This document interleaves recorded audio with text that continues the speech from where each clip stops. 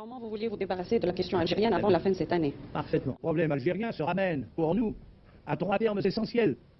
L'institution d'un État algérien, les rapports de la France avec cet État et, comme vous l'avez proposé, monsieur, l'avenir du Sahara.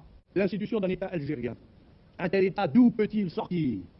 Normalement, il ne peut sortir que de l'autodétermination, c'est-à-dire du suffrage des habitants. Parce qu'il n'existe pas de légitimité et de souveraineté algérienne antérieure à la conquête. Nous sommes un pays en pleine révolution qui sait que la source de la prospérité et de la puissance, c'est son propre développement, qui a besoin de ses moyens chez lui.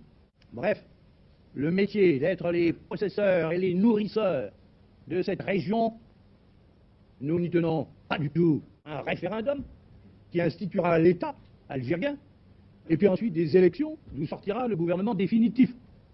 Mais nous ne voulons pas que la libre disposition, au cas où elle aurait lieu, que la libre disposition, je dis bien, procède directement de l'autorité française.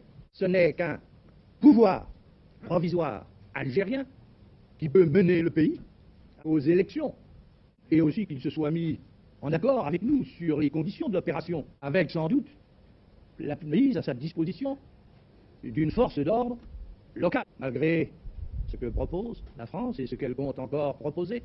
Il faudrait bien que nous en tirions les conséquences. Et, en effet, pour la France, la situation actuelle en Algérie ne peut pas durer toujours.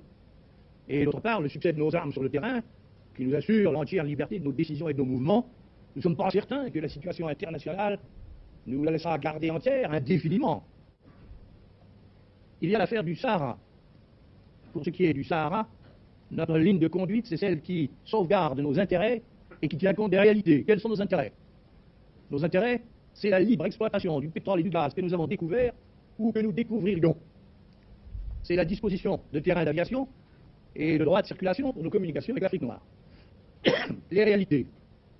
Les réalités, c'est qu'il n'y a pas un seul Algérien, je le sais, qui ne pense que le Sahara doit faire partie de l'Algérie. Et qu'il n'y aurait pas un seul gouvernement algérien, quelle que soit son orientation par rapport à la France, qui ne doive revendiquer sans relâche la souveraineté algérienne sur le Sahara.